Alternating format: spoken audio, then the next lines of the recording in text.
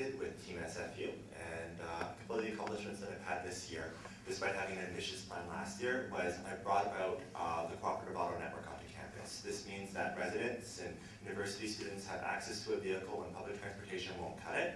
When it comes to going grocery shopping in residence, trying to make sure that students have access to a vehicle without owning a vehicle, without dealing with all the additional costs and waste associated with 500 students having cars up on campus, but having 2-3 cars to share. And I was really happy that I was able to bring the cooperative auto network up to campus, and it's really cheap and easy to join. Just do a quick little plug. All it takes is $50, so you can find out more information in the general office.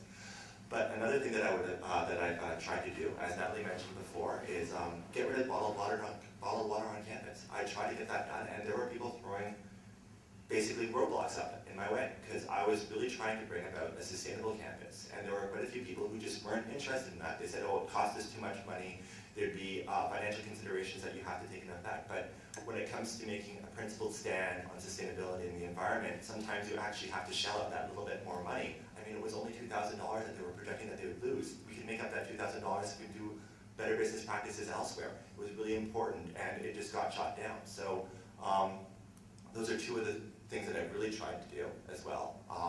And I look forward this year to seeing two things that are done as an internal relations officer. A, I'd like to see the Southern Fraser Student Society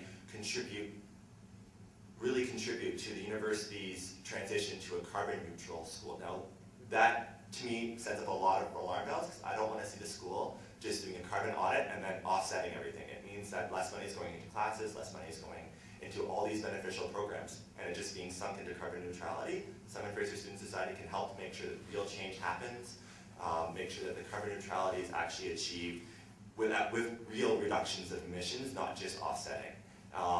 So those are my plans when it comes to sustainability this year, and those are some of my achievements as well.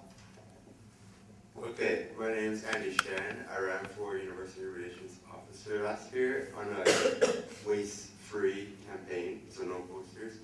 I did very good, second place, I was 7th, 500 votes. And what I've been doing since the election is running in a municipal election in the city of Coquitlam, trying to get young voters out to participate in politics, and also to get sustainability as part of the city initiatives in the city of Coquitlam. And since I was able to get 1,659 votes in the city of Coquitlam, I believe that I can do the same here at SFU, except with more votes, because our people are concentrated together. So I believe that I'm able to get them out to participate in campus lives, join clubs, and things like that. Some of the things I would like to push for once I get elected is to have a club web administration where clubs can go on and manage your website. Manage your clubs. So basically on that website you can manage your core grants, core funding, grants, and other club-related activities. And also I would like to make sure that SFU becomes a sustainable campus with lots of trees.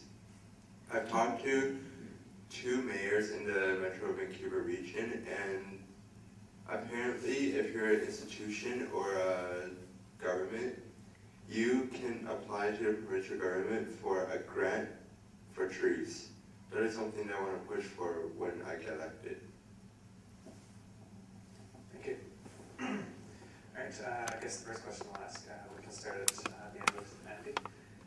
There are currently a couple of community garden plots on campus, however not enough for students to be actively involved in it.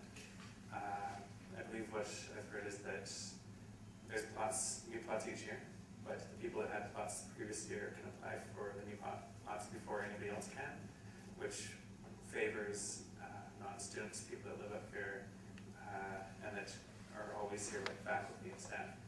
What would you do in terms of creating a new space where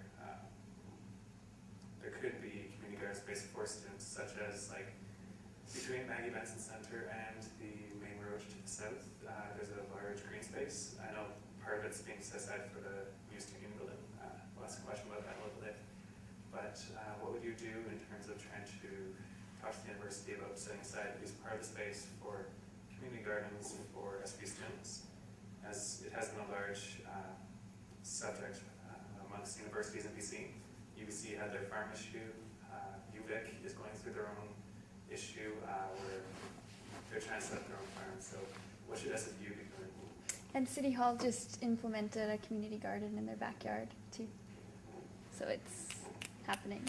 So every organization is doing it, so what should SFU do? And as the SFSS, what should they do about lobbying administration to get that done? Well, I believe that we should have more gardens up here, definitely. And what I want to push for is to have a community garden where everybody gets to have the same plot of garden, so that it won't be partitioned off.